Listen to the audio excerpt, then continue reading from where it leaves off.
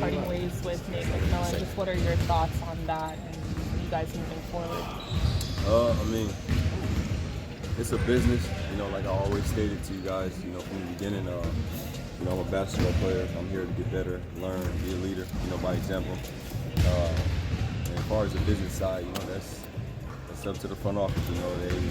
They the one that trade players, sign players, waive players, fire coaches, hire coaches. That got nothing to do with me. The thing for me is to come in this league and, like I said, work, learn, and be a great person, but also build, great relationships. And I called Nate yesterday, and we had a great conversation, and, that's a relationship that will last forever.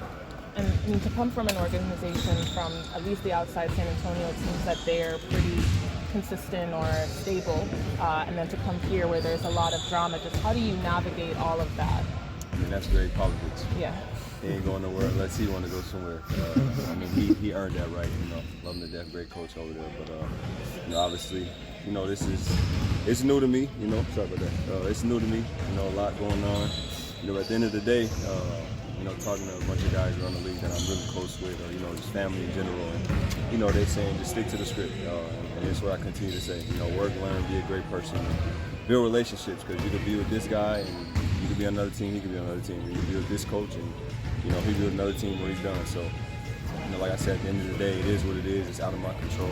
I'm just controlling what I can't control. What type of coach would you like to play for? I mean, like I said, that's not up to me. I'm not the one that's going to hire a coach. At the end of the day, whoever they hire is who our front office believe in. And at the end of the day, I continue to say, I'm a basketball player. I'm here to be a basketball player and do whatever it takes to be a basketball player and help win. At the end of the day, winning solves everything. So, we're just trying to go in that right direction. And obviously they have a plan. And like I said, I'm gonna continue to show up, work hard, and build relationships. You said recently you guys are struggling to find.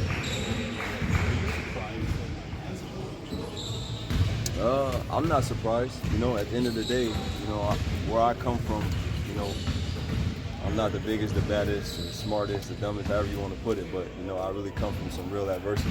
So I know what it takes, and nothing comes easy.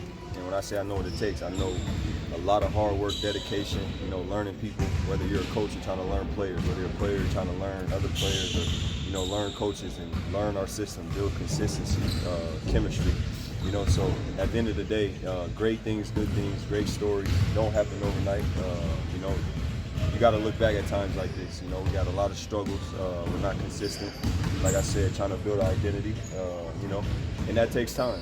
And I believe, we can get there, but it's all about putting the pieces together. Saying goes, it's easier to fire, one coach than players.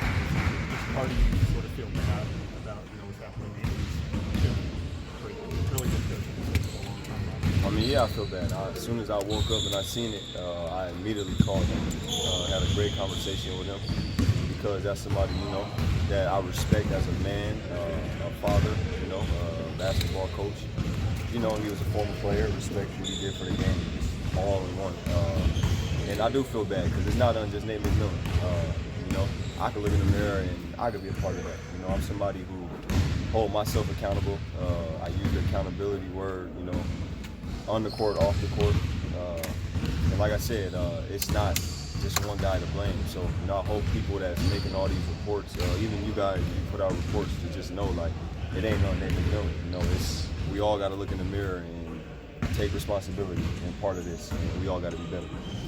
That's where the Landry missed a lot was accountability too in the press conference. Just how do you see that moving forward with everyone on this team for the final 23 games of the regular season, holding each other and everyone self-accountable? I mean, I think that's what we've been preaching all year.